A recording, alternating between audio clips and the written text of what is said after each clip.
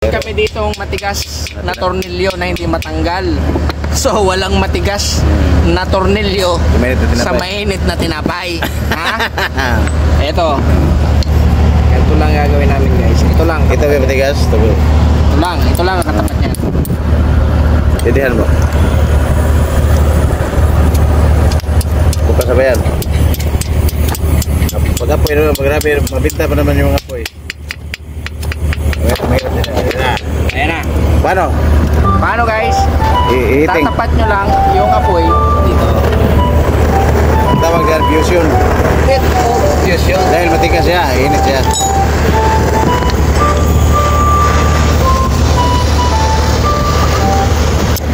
Malupit. Guys, tingnan nyo yung yung tinapay. Di ba? Matigas. Sinasaw-saw muna natin sa kape para lumambot. At the same time, mabilis siyang papasok sa ating mga sikmura. So, ganun din ito. Dumikit, kumapit. O initan para bumitaw. Ikaw kaya mapasok kung hindi ka bibitaw. Di ba? Di ba? Buti ayos sila. Di ba? Tama. Diba pag napasok ka, bibitaw ka? Eh ito, bibitaw to kasi napapasok siya. Balik talaga. Yan ang di alam ng iba. Yan ang pinasekreto sa mga sakalam. Hindi na pilitin na pukpukin pa ng pukpuk, diba?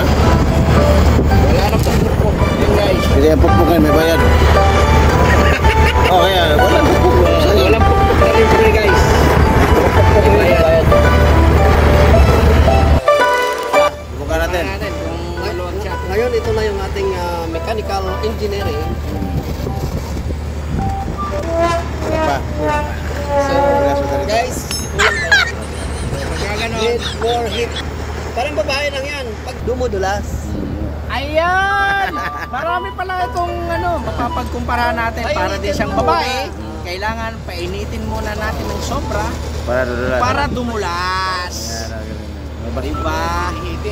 Para din siya na napaso ka, bibitaw ka pag napaso. Diba? So, marami tayong pwedeng pagkumparahan. So kung nagsabi, walang mainit na ulo sa... Sige daw. Subukan natin.